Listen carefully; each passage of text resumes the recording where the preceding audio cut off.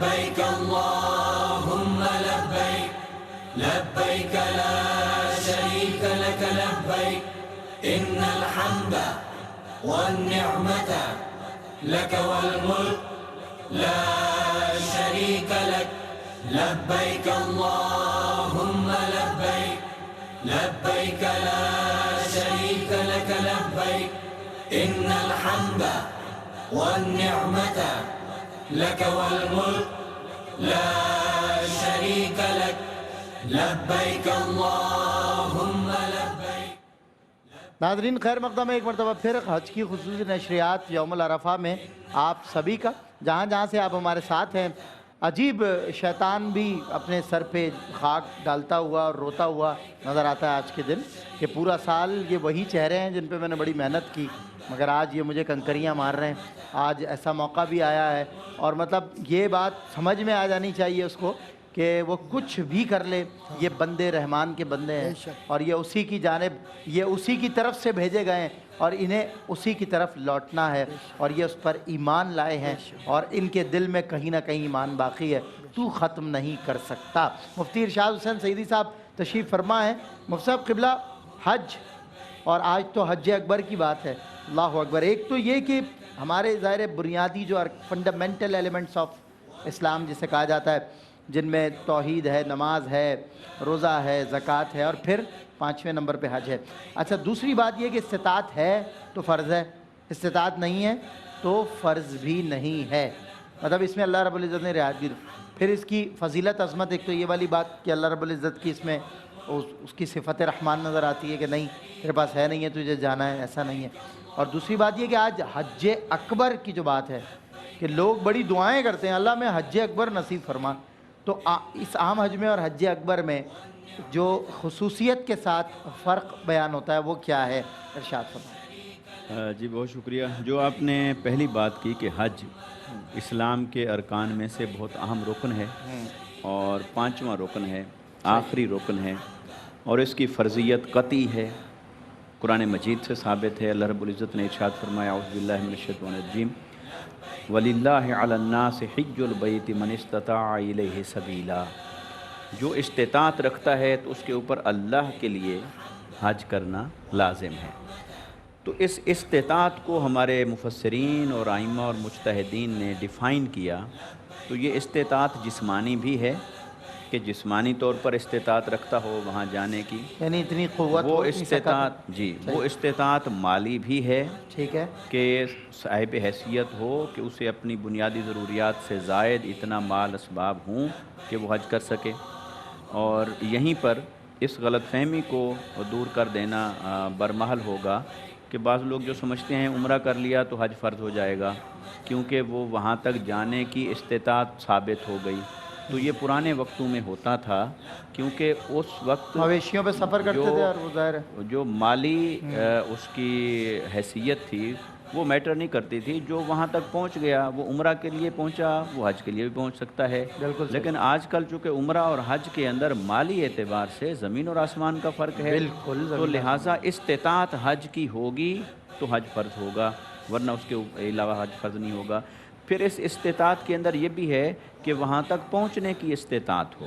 اس لیے علماء کرام نے فقہا نے اس کو بھی ڈیفائن کیا کہ اگر کوئی روک لیا گیا کسی کو اور وہ یا راستے کی رکاوٹیں ہیں، راستے میں جنگ ہے، ملکوں کے معاملات بعض اوقات آ جاتے ہیں، ویزے کے آ جاتے ہیں، تو استطاعت جب کنفرم ہوگی تو حج اس کے اوپر فرض ہوگا ہر عاقل بالغ مسلمان پر.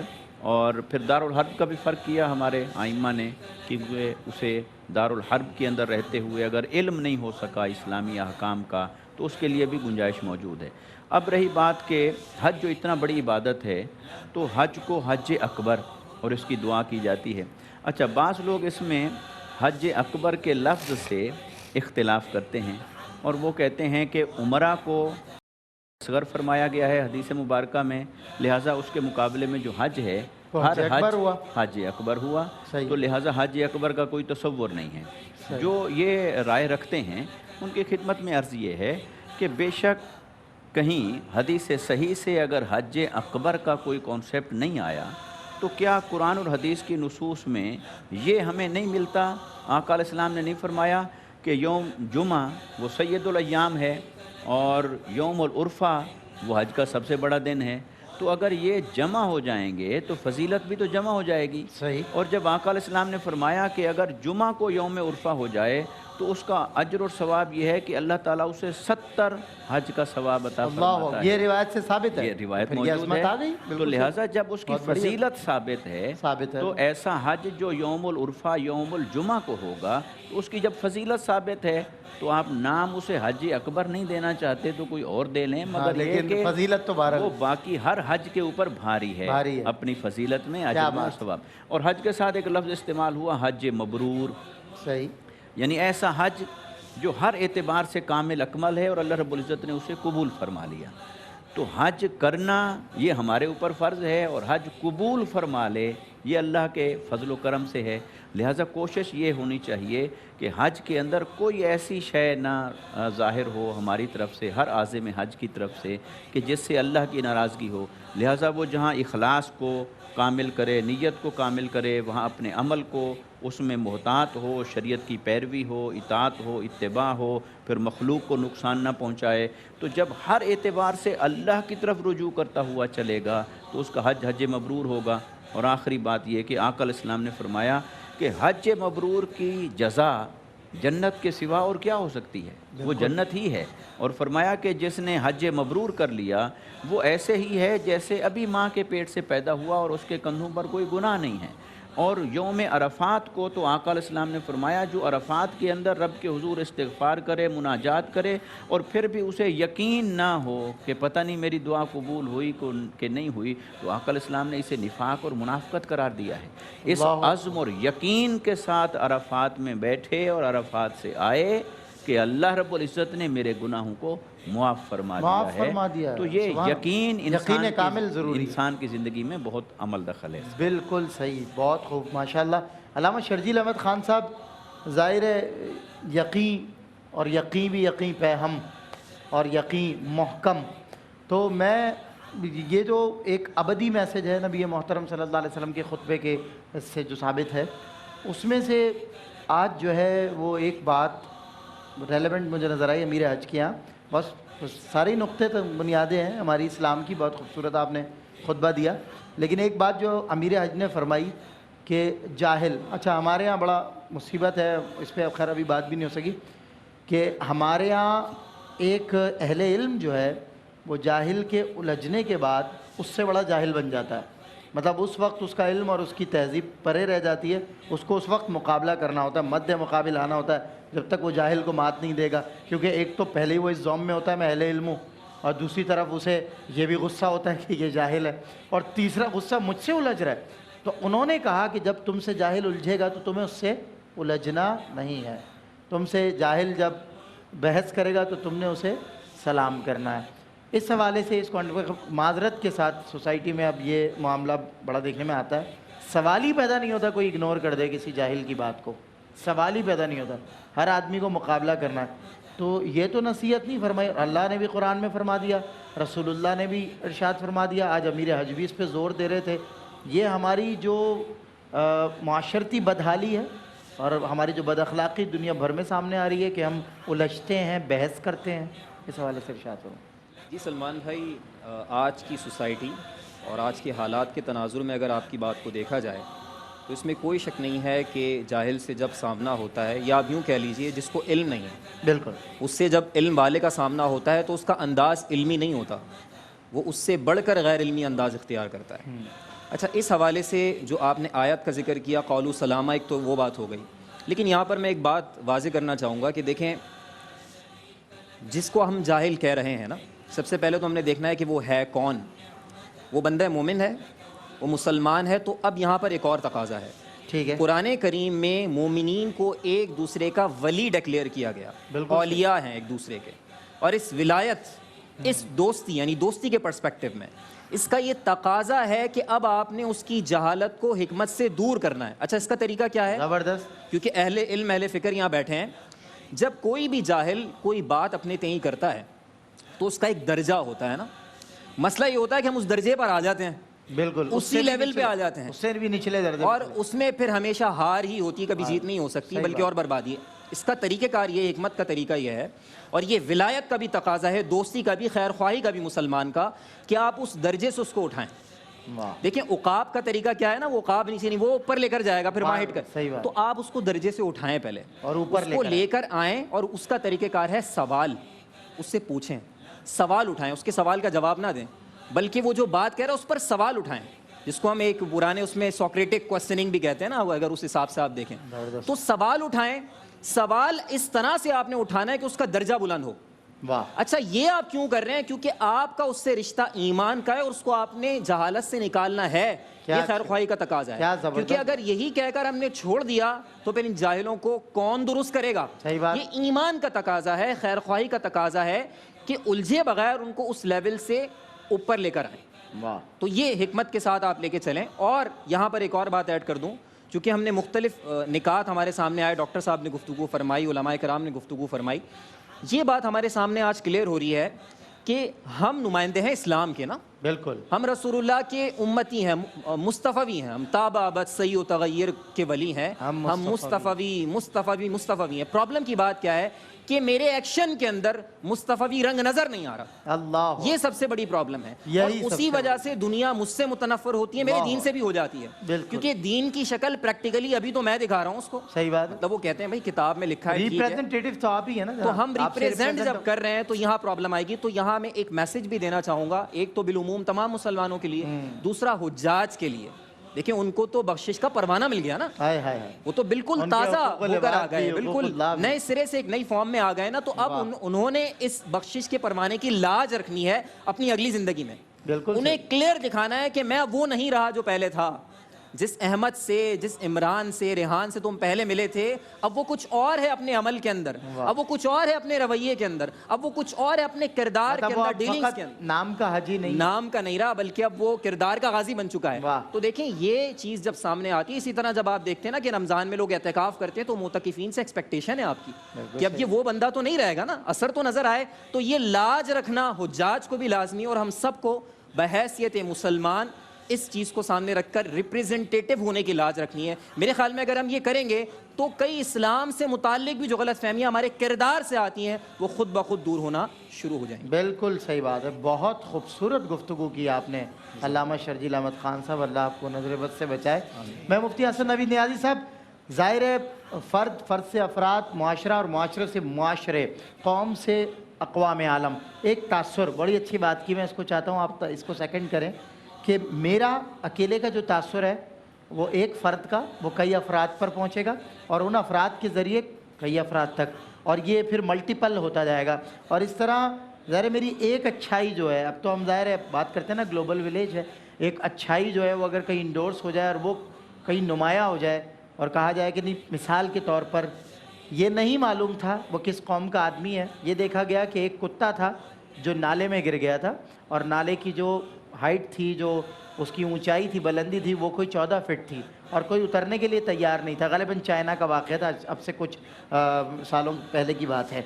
اب وہ ایک شخص دوسرے شخص کا ہاتھ زنجیر بنا، تیسرا، چوتھا، پانچواں اس پہ اتر گیا، اور اتر کے آخر کار اس کی جان بچا لی۔ کئی لوگ جو وہاں موجود تھے انہوں نے اس چیز کو پھیلایا، اور اتنی پھیلتی گئی کہ اس قوم، پوری قوم کا یہ تاثر گیا کہ یار اس قوم کے لوگ اتنے ہمدرد اور اتنے یعنی انسانیت والے لوگ ہوتے ہیں۔ اسی طرح وہ جب ایک بچہ بلڈنگ پر لٹک گیا تھا تو وہ غالباً وہ ایک کوئی بھی بلیک تھا، کسی بھی ریاست کا تھا، اس نے جا کر وہ جو وہاں نوکری کی تلاش میں آیا تھا، پھر اسے ملک نے بڑے ریوارڈز دیے، وہ چڑھ گیا اپنی جان کی پرواہ کیے بغیر، اس نے اس کو بچا لیا۔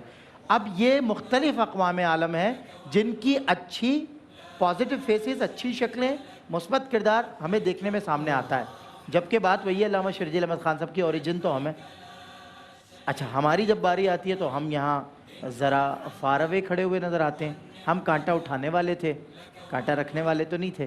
اب یہ تو نہیں کہا جائے گا کہ جی یہ حالت ہے مسلمانوں کی، تو غالباً اب یہ حالت ہم نے اپنی شاید خود ہی بنائی ہے اپنے عمل سے۔ اس حوالے سے کچھ ارشاد کریں۔ اقبال نے کہا تھا فرد قائم ربط ملت سے ہے تنہا کچھ نہیں، موج ہے دریا میں اور بیرون دریا کچھ نہیں۔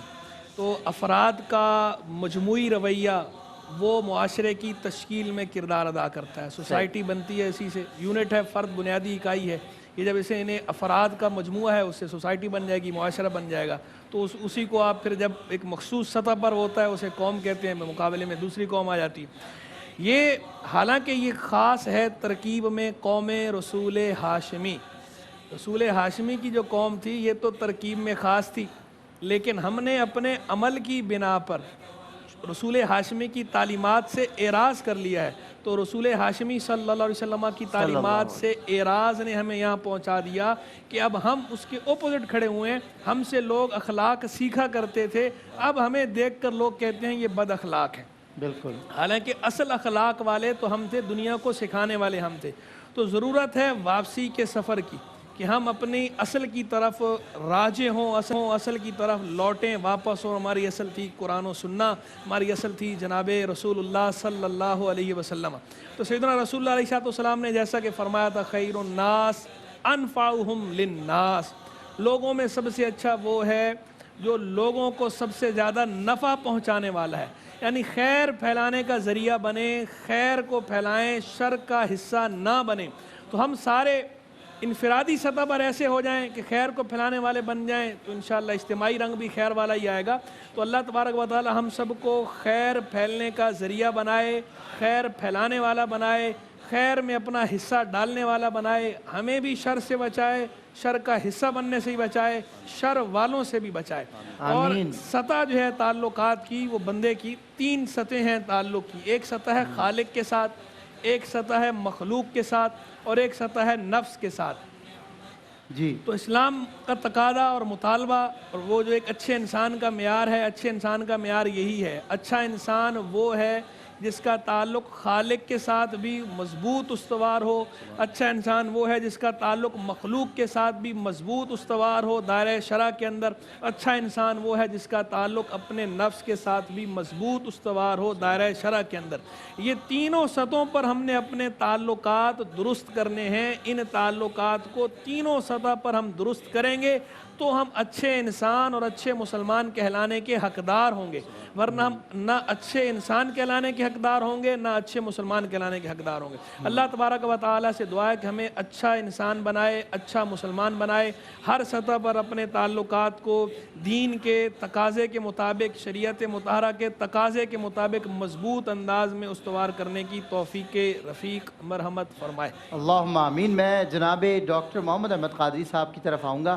حضور, آج کا یہ عالمگیر اجتماع, اللہ حجاج اکرام جو اب عرفات سے بھی آگے جانب منزل رواں دواں ہوئے ہیں, اللہ اکبر. حضرت مرسیڈیز میں بیٹھ کے سفر کرنے والا آج پیدل چل رہا ہے. آج جو ہے وہ لینڈ کروزر میں سفر کرنے والا, جو گھر سے جو ہے ہاف این 1 کلومیٹر بھی وہ وداؤٹ این وہیکل سفر نہیں کرتا, آج وہ پیدل چلتا ہوا نظر آ رہا ہے. یعنی کون سی لگن, کون سی جستجو ہے جو کھینچے چلی جاتی ہے اسے اپنی جانب, اپنی آغوش میں. آج یہ منظر ہے اور دنیا اس منظر کو دیکھ دیکھ کر رشک کر رہی ہے. بہرحال کیا پیغام ملتا ہے اس اجتماع سے اور آج کے دن سے, خطبہ حج سے؟ یہ جو اجتماع ہے اصل میں یہ احساس ذمہ داری کا نام ہے. بالکل. اور احساس ذمہ داری یہ نہیں کہ صرف اتنا کہ یا اللہ یہ میرا حج قبول کر لے, یہ تو پھر اپنی ذات کے دائرے میں ہی آپ محدود ہو گئے. یہ جو اجتماع ہے یہ اس بات کی بنیادی تربیت دے رہا ہے کہ ہم کس طرح کسی دوسرے فرد کے حق کا خیال رکھتے ہیں, کسی دوسرے فرد کی عزت نفس کا خیال رکھتے ہیں. یہ جو قرآن کریم پکار پکار کر ہم سے مخاطب ہے, اور یہ محراب و منبر جو شب و روز اذان کی صورت میں پیغام دے رہے ہیں, اور یہ جو زندگی میں کلمہ طیبہ یا وعدہ اولا جس کو آپ فرسٹ سوشل کانٹیکٹ کہتے ہیں کہ الستو بربکم قالوا بلا, تو وہ کون سا پیغام الوہیت ہے جس نے ہمیں پابند کیا کہ ہم زندگی کے اندر کیسے اپنی زندگیوں کو بسر کریں. حضور کریم صلی اللہ علیہ وآلہ وسلم کی جو مخاطبت ہے افراد سے, تو آپ کا کیا طرز استدلال ہے جس کو آپ کہتے ہیں کمیونیکیشن یا میتھڈولوجی، وہ کیا تھا کہ لوگوں تم گواہ رہنا؟ کس بات پر گواہ رہنا؟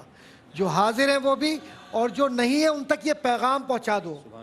دنیا کی کوئی بھی اسپیچ ایسی نہیں ملتی کہ جو صرف حاضرین کو مخاطب کرنے کے بعد غائبین کو بھی متعارف کرائے۔